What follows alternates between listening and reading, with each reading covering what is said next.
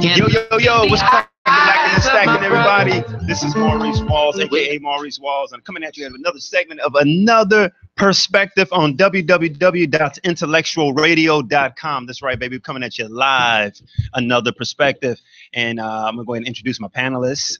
To my immediate right is the man with the plan. Introduce yourself, brother. What's going on, people? Peace and love, everyone. Facebook Live, I see you out there. This is your boy, Chris Davis, a.k.a. Smooth Cuts. You tune in on another perspective, and it's so blessed to be here.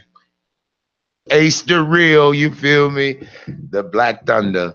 We got some hot topics going on IntellectualRadio.com, and we're another perspective. So won't y'all chime in, get in, tune in, say what's on your mind. Let's get it crack-a-lackin'. You feel me? Go ahead, brothers. What's the opening?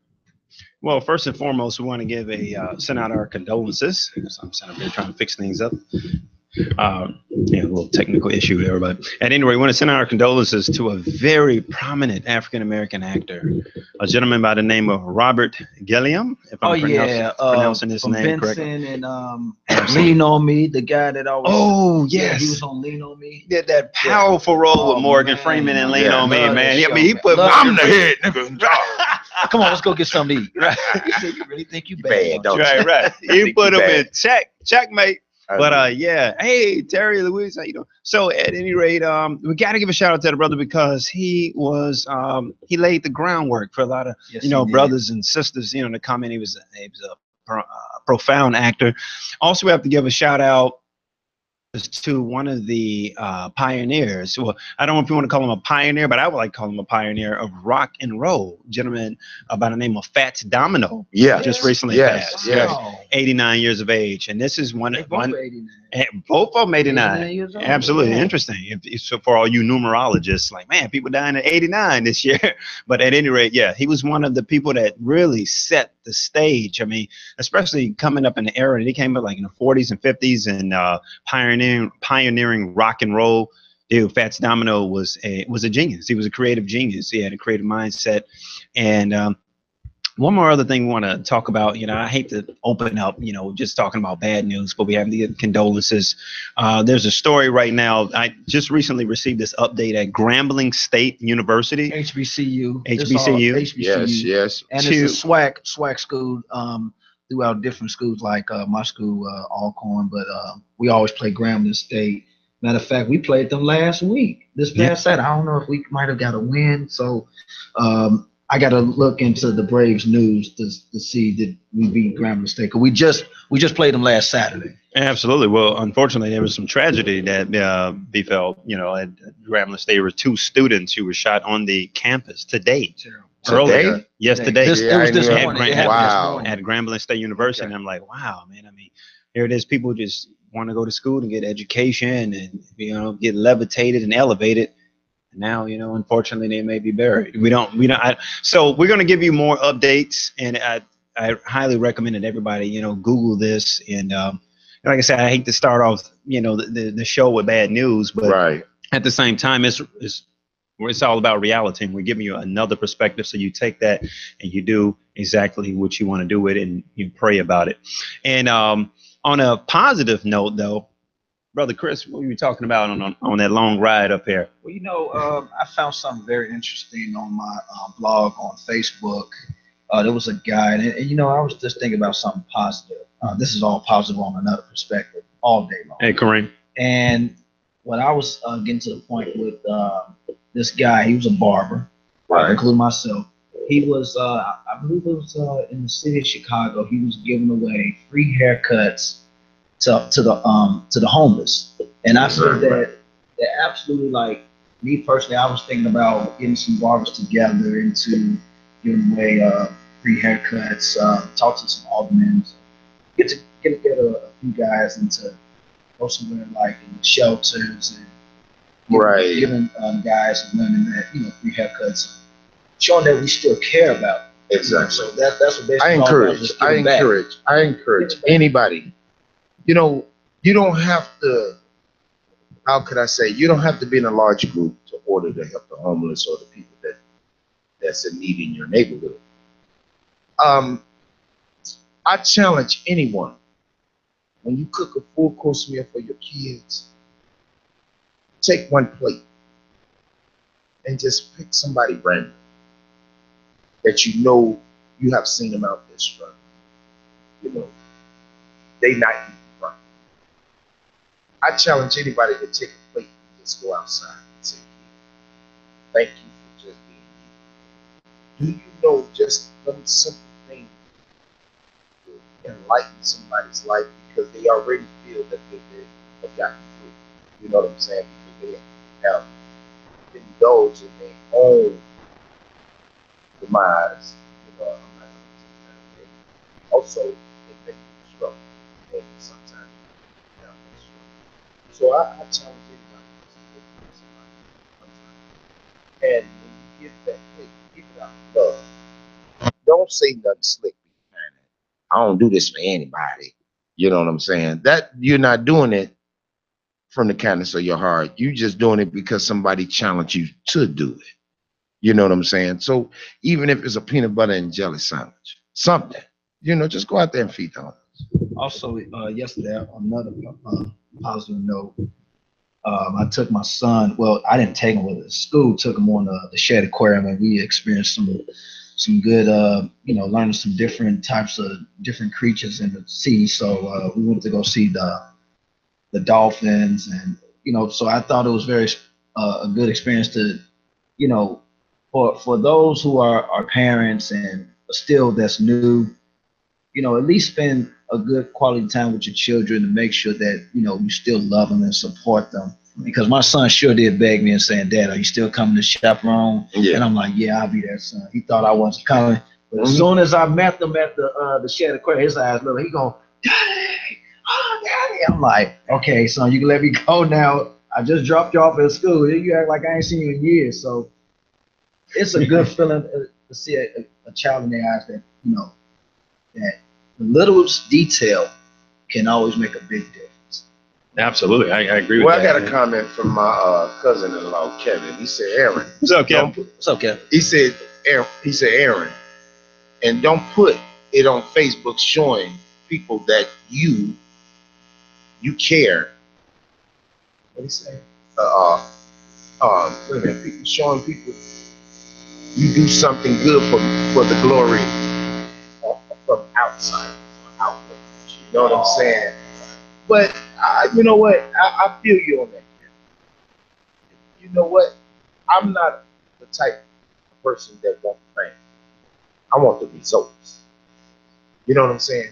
Because if you put poison in the streets, I just need some. You know, that's an uplifting move. Because you didn't have, you know, you've seen it on Facebook where they had these videos of somebody from long distance with one of them long range cameras and a dude walking down the street with pizza and he just speak to the homeless, or a dude doing magic with a deck of cards and boom, pull out $20. You know, you seen it. Okay, I understand where you come from, and that's good as hell. I appreciate you giving me that. But at the end of the day, I feel like this. It ain't about who's looking at you doing God's will. You see what I'm saying? You're doing it from the kindness of your heart. So if somebody wished to catch that moment of love and understanding and having compassion for other people that's less fortunate, so be it. Maybe that'll be a good poison to put on social media than you seeing a bunch of people fighting in the middle of the street.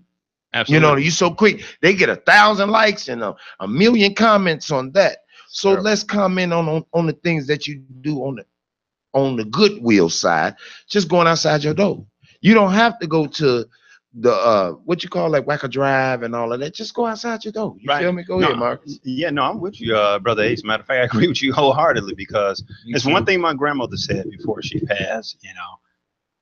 My grandma, Big Mama Laura, she said that what comes from the heart reaches the heart. Exactly. And with Brother Ace and my Brother Chris here saying, guys, there's absolutely nothing wrong with publicizing the fact that you're going out to help people, as long as you're doing it out of genuine love and compassion. I mean, y'all know you got a lot of false prophets out here. You got people out, they just want to be seen. And my cousin-in-law, he with that. You know, he say he teaches that false prophecy where people put out there is, you know, they'll put this one shield of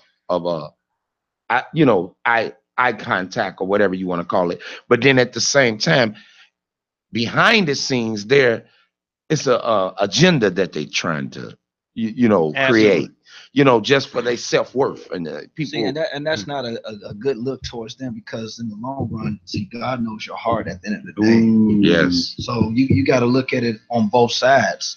But on another note, Thanksgiving is coming up. Well, you got Halloween coming up, and just get that out the way. But my advice to, like, for those who's taking the kids out for trick or treat, just be careful.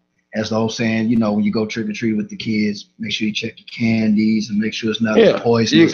So just be safe out there. I mean, it's a lot of crazy folks out there do dumb stuff. So I just want to say, Halloween is coming up right around the corner. Just be careful. Just be careful with your kids. Yeah, you do have to be careful. And I just want to piggyback just real quick off what Brother Ace was saying, just real quick, because I know we got to segue into that. That is very important, especially with this wicked and I don't even know why they call it a holiday. There's nothing holy about Halloween. Holiday means holy day. Well, it's actually what's the real word for Halloween? Hollow. That's low. If I'm not mistaken, it's actually the Day of the Dead. They celebrating the Day of the Dead. And I don't care from below. Yeah, but at the end of the day,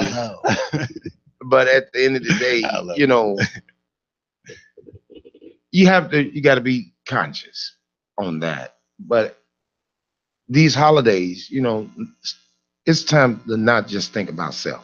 Let's start thinking about community, us, the people around you. Absolutely. Because we always talking about what's going on that's wicked with the government, Donald Trump, that whole nine. I'm tired of giving him too much of my energy. Right. You know what I'm saying? He's manipulating our energy.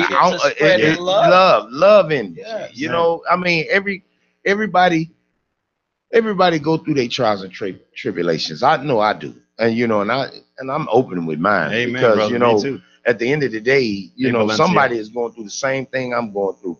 I used to say a word, but I can't say it on air. But same, just a different day. Right. I know what you're talking about, brother. That's it.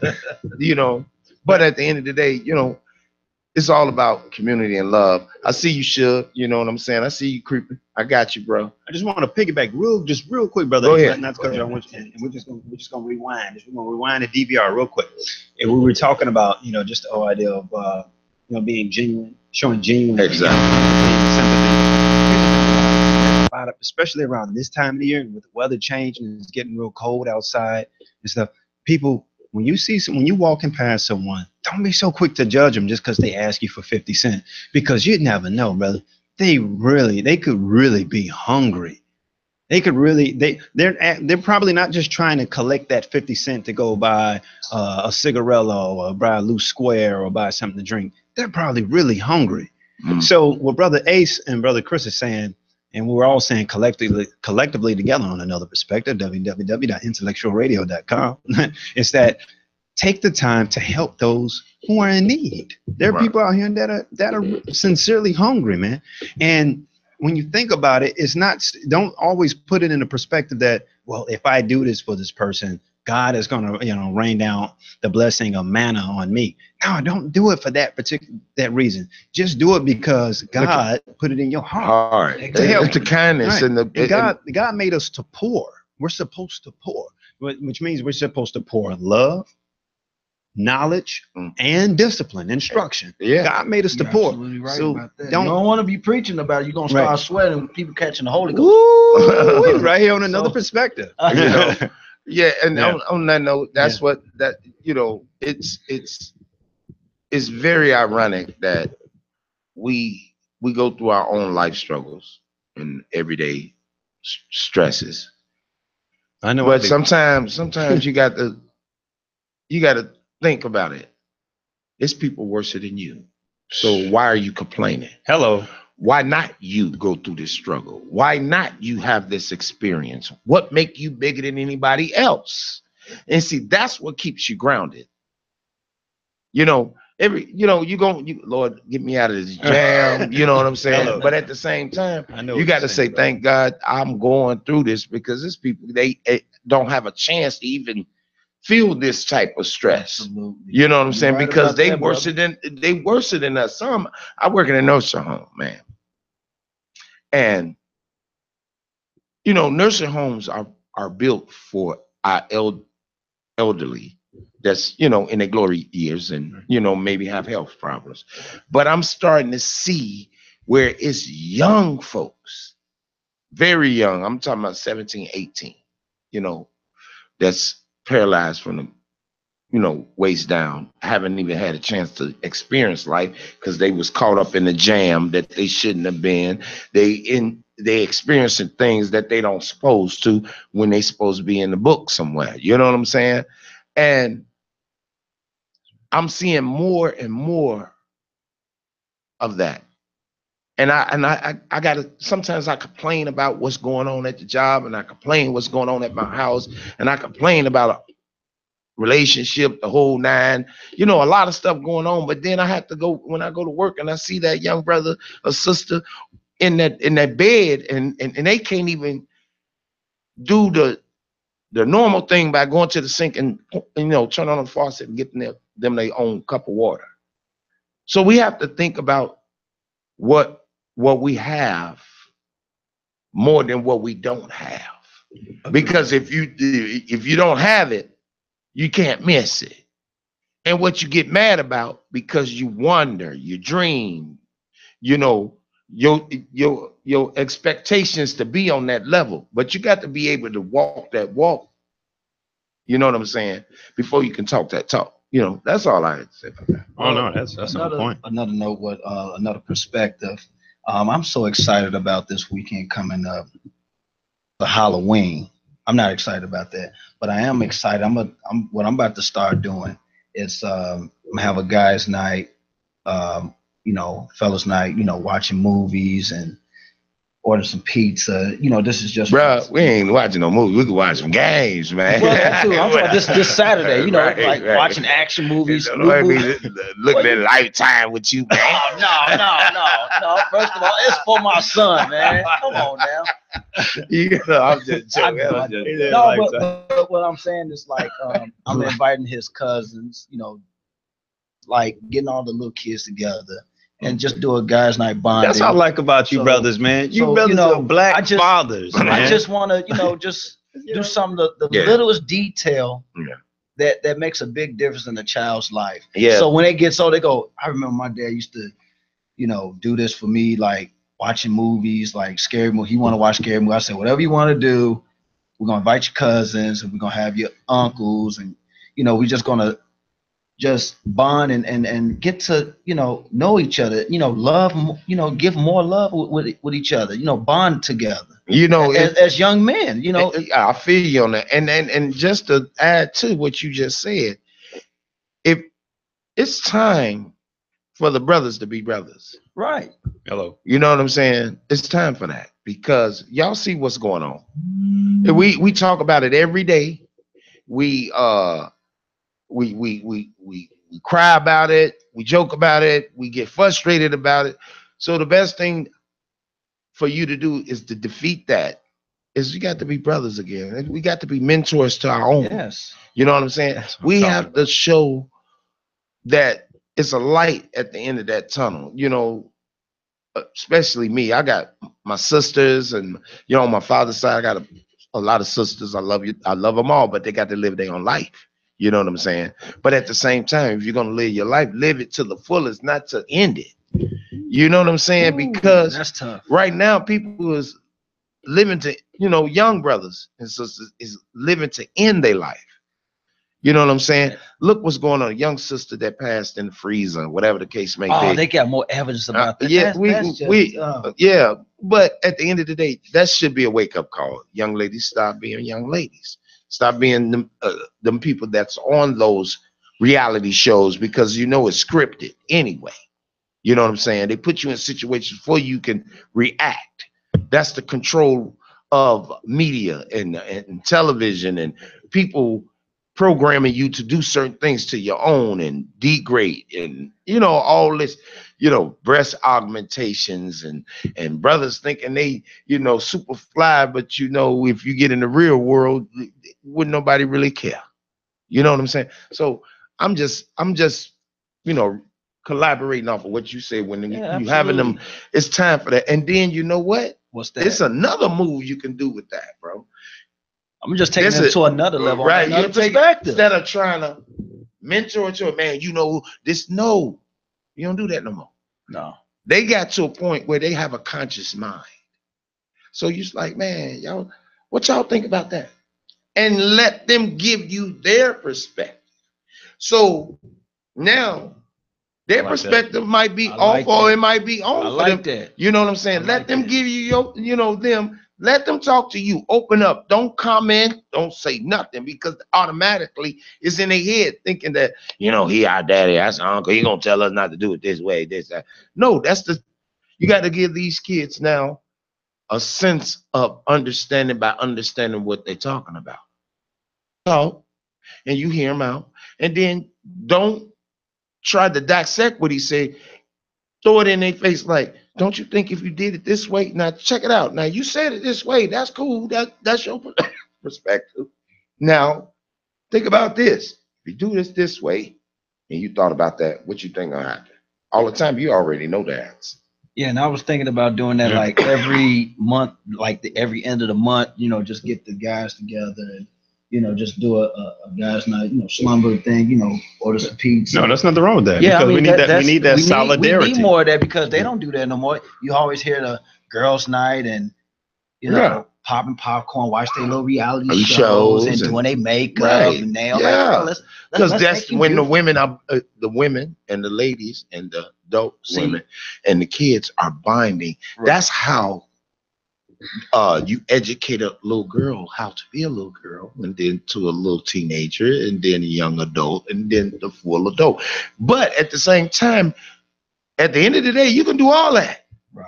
But don't be grilling them, questioning them. No. Yeah, let them open up to you, and then you can be able to dissect what you will know what level a child is on. See, what I was saying is like it's 30 months or 30 days or 31 days. What's up, Rob? A month, right?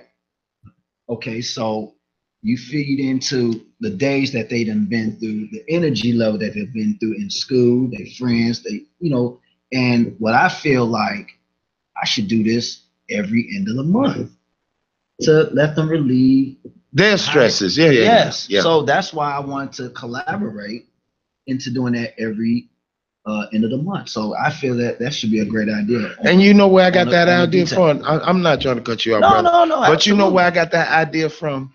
I remember me being in them projects, you know. I remember everybody as a kid. Yeah, everybody, I know, the streets, the guys, the people that I see on my Facebook page all the time. I'm gonna tell you, I had a lot of uncles. They knew my daddy, but I had a lot of uncles that respect. Well, my daddy had a bunch of brothers that loved and respect him, and he did as well. And that was the pact. Like, say for me, all of us we got kids, and we made a pact. We made a pact that we not gonna let our kids fall. If you see my child doing something, man, you pull his coattail. And then if he getting disruptive, you know what to do, shake him up, and then he gonna come to me and tell me what you did, and I'm gonna shake him up because I told him to do that. Right. You know, but at the same time, it ain't about the physical. It's about the mentorship that you had. You know what I'm saying? It's like everybody had a perspective of telling me, showing me what roads that I need to take. to keep from being in this situation and being with that, even though I had my own way. But now, as me being a grown man and have been through the struggle, now I goes back in my mental and I remember certain things that these guys said to me. You know what I'm saying? And it not only my daddy setting the tone, you know what I'm saying? So now they say I got the old man disease, but at the end of the day, they were just structuring my brain. You get the OMD, yeah, old man's disease. You know, they structured me to be an outstanding citizen. You don't have to be a millionaire. You don't have to be on top of the world, but just be true to yourself. You know what I'm saying? And that's a very significant point too. And I want people to understand that there is a difference between being successful and being this so-called wealthy person. Because here's the thing, guys, a lot of people like to measure your success by how much wealth you have, right? But here's the thing about that. With young men, I'm really preaching to our young African American brothers, because of the fact that they're so enthralled by all this entertainment and stuff like that. So what Brother Chris is talking about, don't let your wealth measure your success, because wealth is measured in many different scales. You could be wealthy financially and still not be a successful person, but you could be wealthy mentally, you could be wealthy spiritually, you could be wealthy academically, you could be wealthy religiously, you could have a wealth of friends. So you ain't gonna never be broke. That's right. You might not be the millionaire. NBA, baby, never broke again. Right. Yeah, because the thing about it is, I don't think brothers fall into this abyss of European thinking that success is only measured by your financial disposition. It's not. There's a lot of people out here who are financially wealthy. They are lonely, and despondency, empty, void, distant, conceited, arrogant, don't have the love of God in their hearts. Wouldn't help out. They'll walk past a guy on the street and the guy asks for $1, wouldn't even give him a quarter. So, I mean, why live like so? Why have that type of mentality? Why have that framework of mind and spirit? You're supposed to, some call reason, so-called accumulated all this financial wealth and this financial disposition. Be wealthy. Find the wealth of what it is that you're passionate about. You have to bring the wealth. It's not always based on finances. Like I said, you know, knowledge. Like Brother Ace, he has a wealth of knowledge. Because you're from the streets, you do projects, this brother grew up in projects. You see how God has brought them out of that storm. God has just delivered them from the storm. He also brought them out. They stormed their way through the storm. Yeah, I know these brothers. I mean, between me and Chris, but I mean, come on now. I can give you stories, bro. Right. And I think we talked about this a while ago. And we were saying that, you know, the stuff that I have experienced, saw, matter of fact, just was involved.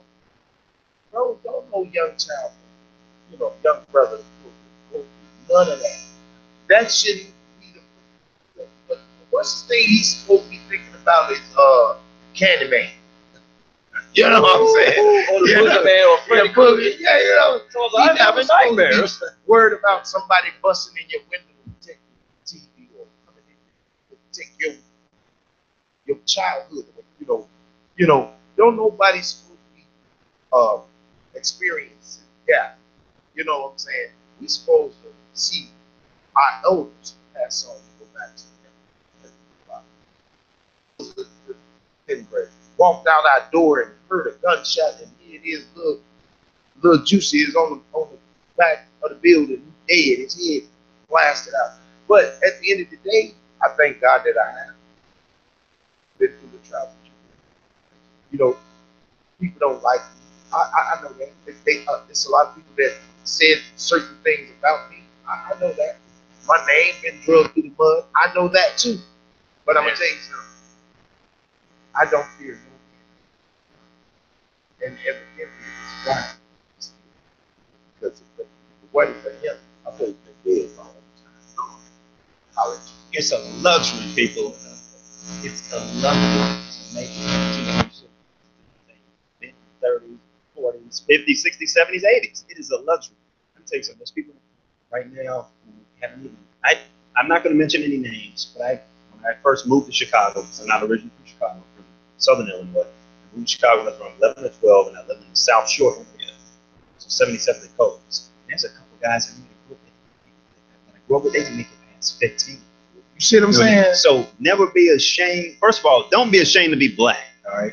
Black is beautiful, right? But never be ashamed to be your age either. I know some people are like, you know, or where you come from, right? Or where you come from, because it's a luxury. It's a blessing. Absolutely. You are the promise of our ancestors. Your ancestors fought for this. We are the, you understand what I'm saying? We are the end result of our. Well, they paved the road for us, but I'm saying we are their manifestation of their dreams. Well, exactly. I want them to be better than what we had to endure, you know. But at the end of the day, the next generation is supposed to be another notch before we succeed, or we didn't succeed. They can use that technology.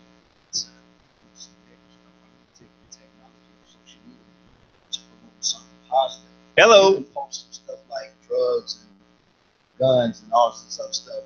9 times out of 10 you're gonna get exposed. And they're gonna know where you stay at. So why would you post something stupid to get yourself caught, get yourself shot at? Because you're a target for these young folks who think they know everything.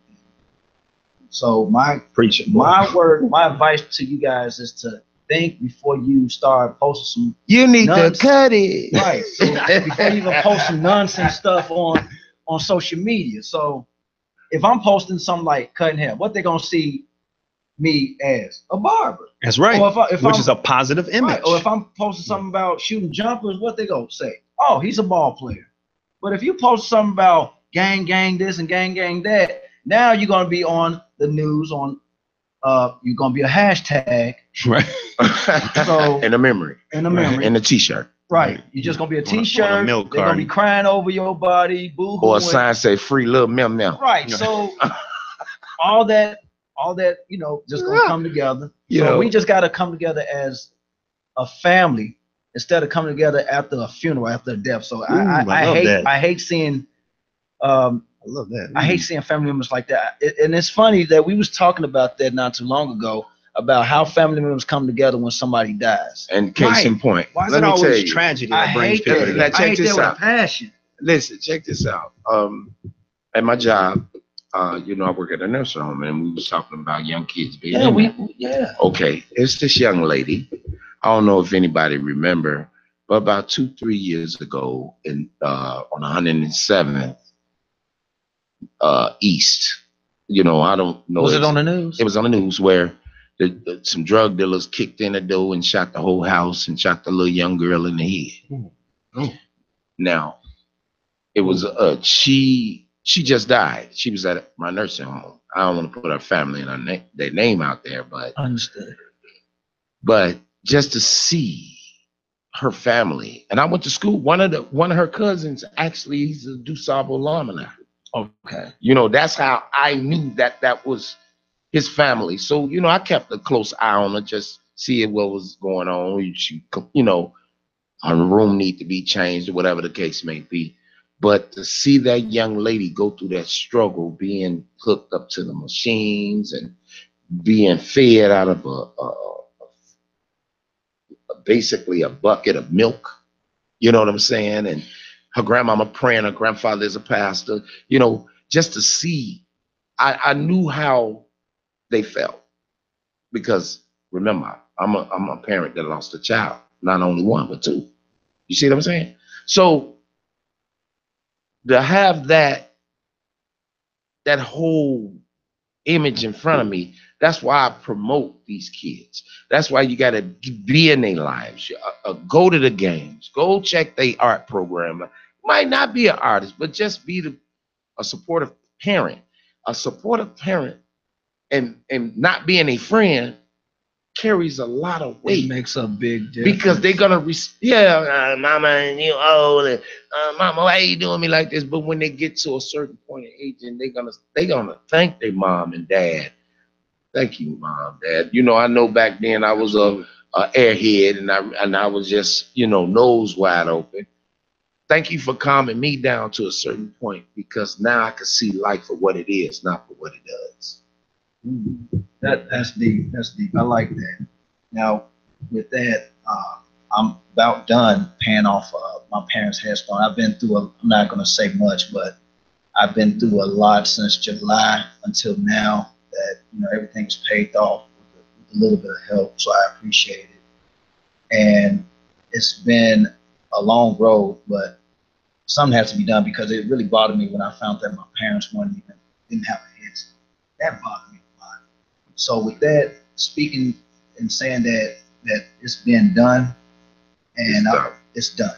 So it's going to be out there. You're going to see some pictures. You're going to see videos of me posting something positive, and just to show my appreciation to my parents that they did a marvelous job raising 7 kids. You know, it's not. It's not. 7 kids. I know, man. I don't throw names, but I know young ladies that grew up with me that's maybe a couple of years older than me. Got 19, 13 kids. Some young lady, you know, that I know that's younger than me got 13. And if all 13 or 19 kids succeed to a certain point, they won, because the ratio and percentage. You know what I'm saying? I know 36-year-olds right now, that's fine. 30 years old, that's fine. You see what I'm saying? So we dropped the ball when we get to it. We already dropped the ball.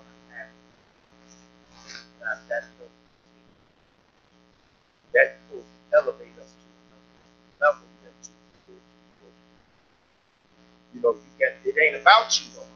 And I had this with it ain't about me. It's not.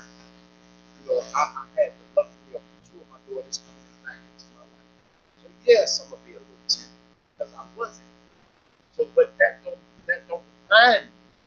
That's supposed to elevate me to be in their lives or supporter. You know what I'm saying? I can't be their friend. I got to actually be a father. But I can be their father.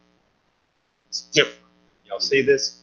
Right here, www.intellectualradio.com, another perspective showing you that black fathers still exist. I mean, we try to make, like, you know, the society and media, they try to, you know, perpetuate this ideal that, like, black fathers, where are they? I mean, are they obsolete? Are they gone? Are they an artifact, a thing of the past? No, these are black fathers right here.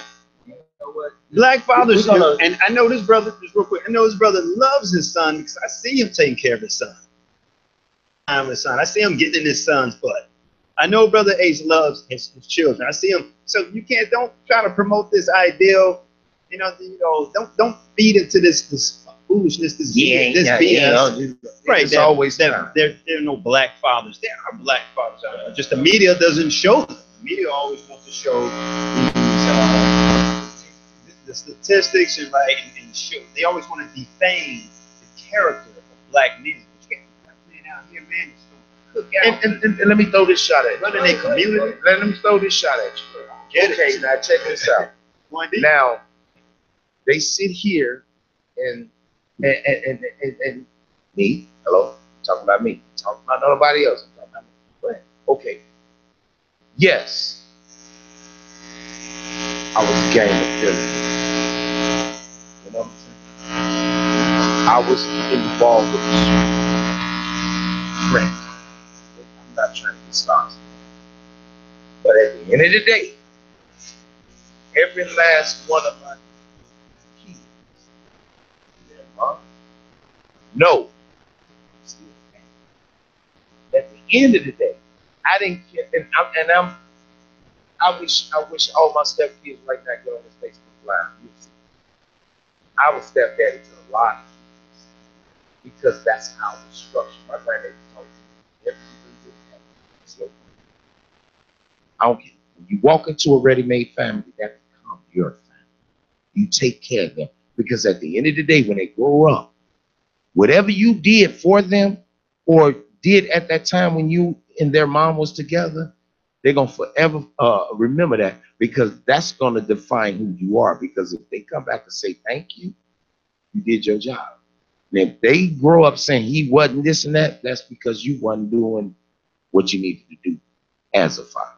And I know they respect you for that. And based on that, what Brother H just said, I just want to give a shout out and a big ups to all stepfathers. Thanks for stepping up. To all the stepdaddies, thanks for stepping up because there's a lot of children out here. You know, part of the social development, part of the social, physical, cognitive development, children is based on having fathers. And it's so unfortunate. A lot of inner city people, it goes beyond skin color because the first thing people want to say was the black people. You know, in other communities, in other ethnic groups. Yes. Right. Just the highlighter. Right. They're always putting the highlight on this and trying to perpetuate these stereotypes. But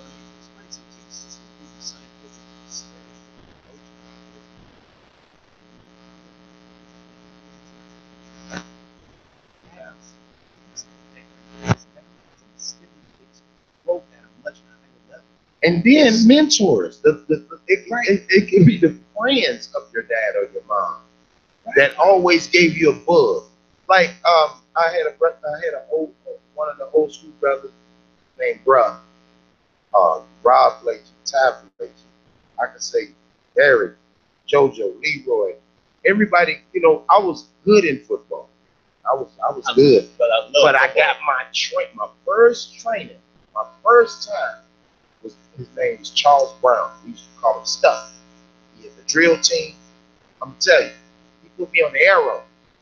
Bro, I didn't care if I came from church and I had my uniform with me. If I didn't get my cleats, I was stuff. Because I wanted to play that. And when I had an opportunity to walk up on these other field, which I got to give my coach Roland, Coach Rodriguez, they gave me an opportunity to show what I know. And then what I did know versus what I didn't know, they elevated. You know what I'm saying? And then once it went elevation, and I had my kids, I couldn't go off the college. So I went into semi-pro. I went into trade. So I still kept that for years. Just matter of fact, until 2006, I retired. I was sidelined back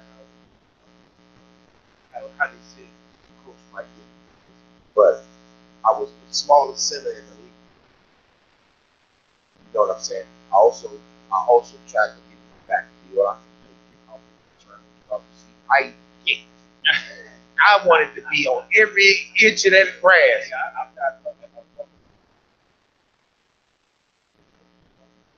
Yeah.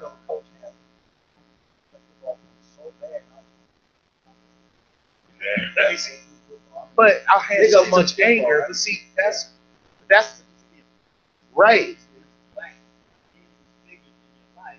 Right. Actually mirror the image of right. It might take 3 or 4 men, 10 men to be a daddy, you know? Oh, read. It is by accident. Could be by accident. Right. You can give that whole, Big Bang Theory all you want. Right. This is no, brother. But divine maestro. But the thing is, bro, I'm gonna tell you, man, I mean, man, if y'all just 1 year of my life, y'all look cool. I trip sometimes. I bring out the tears because these guys, man, I'm telling you, for my dad, for my dad, and they honored and respected my dad. They took the time, even though they had, so they had all of us. It was just like, you know what I'm saying? But it had, I would say, what was that? It was 100 of us that was in this circle of athletes, you know, even basketball. You know, it was just beautiful to have. Even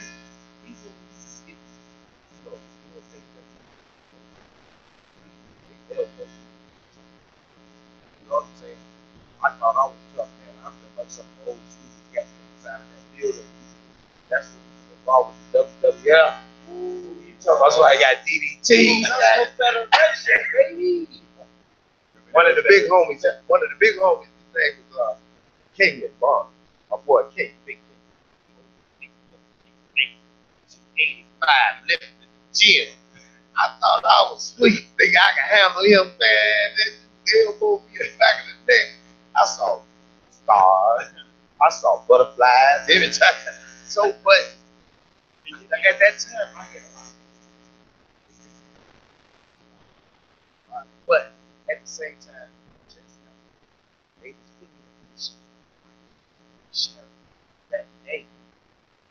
When I channeled that anger, I got mad because I'm gonna play. You know what I'm saying? Instead of me being mad because I'm trying to tribulation, I'm never taking my mind out of that.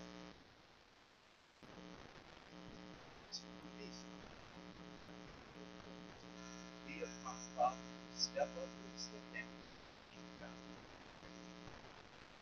Oh, don't get it twisted. The sisters got it too. You know what I'm saying? Oh my God. Oh, let's go off the day, bro. But see, I'm just but since we're just talking about the solidarity. Yeah, right. But the sisters got we got about 5.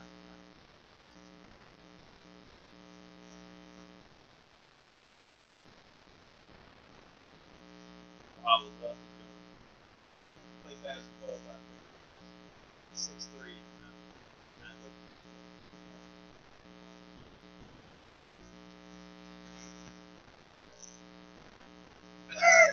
True story. That's called hard, big. Hey, 5 on 4. These jokers only lost by 2 points. That score was 57. I bet you would have 55. Layup too. No. Actually up by 3 points with 49-6-11. I got fouled out. So mine it was 3 against 5 after I fouled out. Right. And Hey, tell me where you're hooping at. Tell me so people can come out and check it out. Lumby City Field House, right off Logan, right off the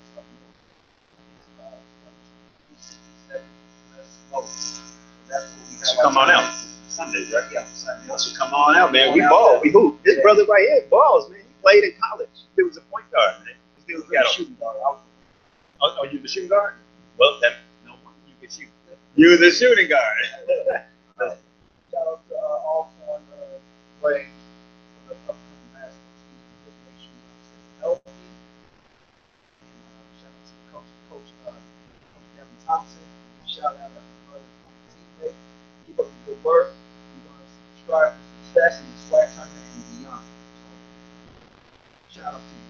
I want to leave with drop a positive note before we end the show because we'll be wrapping things up real shortly here. Once again, this is www.intellectualradio.com. Another perspective as far as Chris and Brother Ace. But I want you guys to take this, embrace this ideology, and run with it. Take a break something. If you want to go somewhere in life, you have to believe in you. You have to believe in yourself. And the reason I'm telling you this is because a lot of people have this theory that I have to just believe in this big man in the sky. Let me tell you something. If you don't believe in you, how can you believe in this big man that's in the sky when God is in you already?